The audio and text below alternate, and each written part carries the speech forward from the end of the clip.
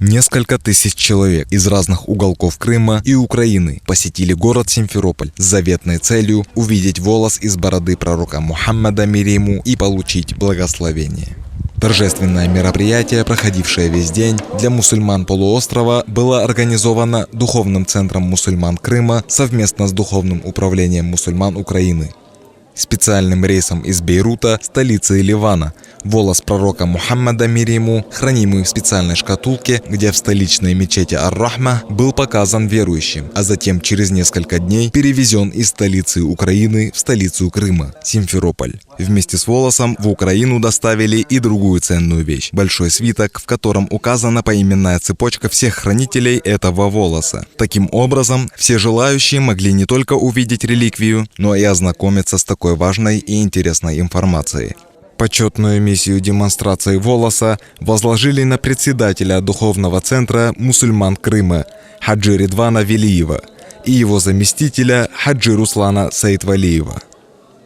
Под чтение салавата, восхваление пророка Мухаммада, мир ему, всем желающим была предоставлена возможность посмотреть на благословенный волос для получения бараката. Табаррук – это благословение реликвиями, религиозная практика, разрешенная и одобренная самим пророком. Чтобы люди получали благословение и великую пользу, пророк Мухаммад, мир ему, совершив паломничество, побрил волосы и сам раздал их сподвижникам.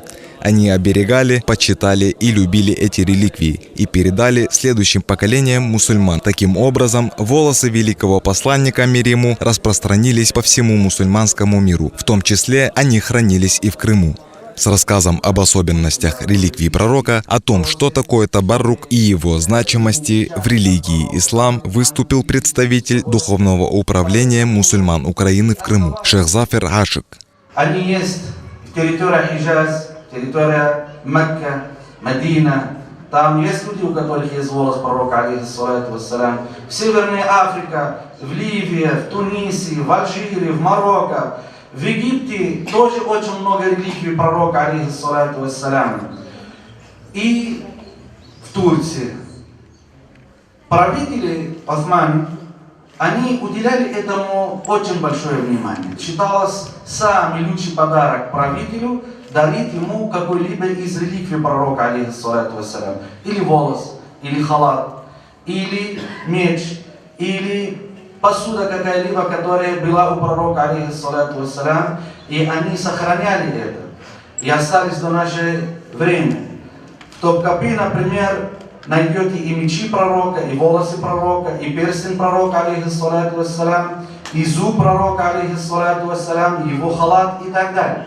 Всем гостям были предложены бесплатные угощения. За трапезой люди делились своими впечатлениями. После этого была продолжена демонстрация волоса пророка Мухаммада, мир ему, которая длилась до самого вечера. Стоит отметить, что благословение реликвиями пророка Мухаммада, мир ему, такими как его одежда, волосы, не поклонение им, как это пытаются представить общественности заблудшие люди.